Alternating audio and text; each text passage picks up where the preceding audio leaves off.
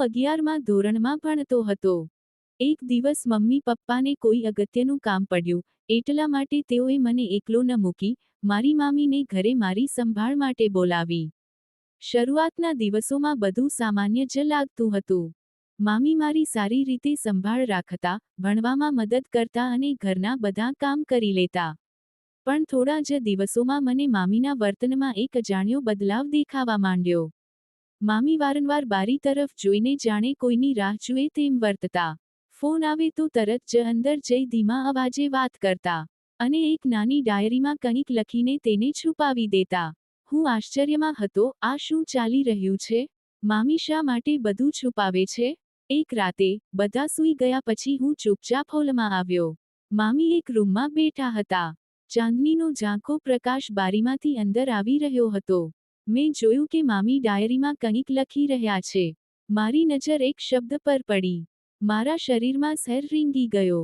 કંઈક તો ચોક્કસ ગડબડ હતી. આગળના થોડા દિવસો હું મામી પર નજર રાખતો રહ્યો. રોજ એક જ સમયે તેઓ બહાર જતા અને પાછા ફરતા ત્યારે તેમની પાસે એક પેકેટ હતું. મેં પૂછ્યું તો બોલ્યા, આ તો ફક્ત તાજી ભાજી છે. પણ મને વિશ્વાસ ન આવ્યો. એક દિવસ હિંમત કરી મેં મામીનો પીછો કર્યો. તેઓ એક જૂના મકાન સુધી ગયા. અંદર અંધકાર હતો. ત્યાં એક અજાણ્યા માણસને મામીએ પેકેટ આપ્યું અને તેની બદલે એક ખાખો મેળવ્યો. હવે તો ખાતરી થઈ ગઈ, મામી કોઈ ખતરનાક રહસ્યમાં ફસાયા છે. મારા મનમાં હજારો પ્રશ્નો ઉઠ્યા. શું આ પેકેટ કોઈ ગુનાથી સંબંધિત છે? શું મામી કોઈ મજબૂરીને કારણે આ બધું કરી રહ્યા છે?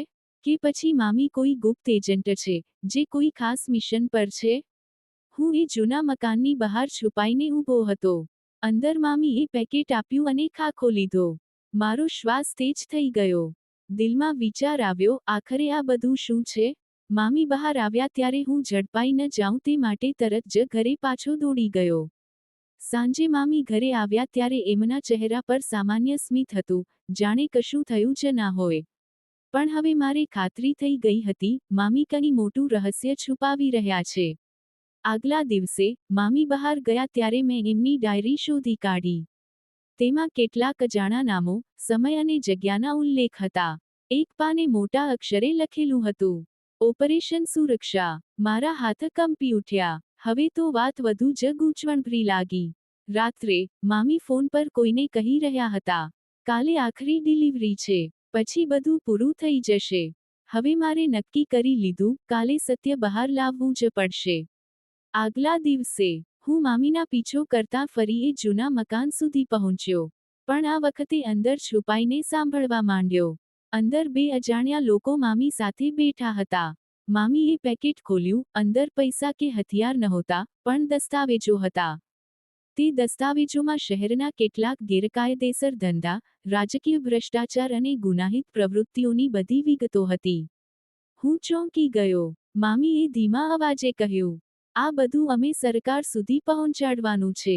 હું ગુપ્ત તપાસ વિભાગ સાથે કામ કરી રહી છું. આ છેલ્લી ડિલિવરી છે, પછી અપરાધીઓ પકડાઈ જશે. મારા મગજમાંથી બધી ગેરસમજણ દૂર થઈ ગઈ. મામી કોઈ ગુનેગાર નહોતા, પણ એક ગુપ્ત એજન્ટ હતા. થોડા દિવસોમાં જ સમાચાર આવ્યા, શહેરના મોટા ગેરકાયદેસર ગેંગ પકડાઈ ગયા.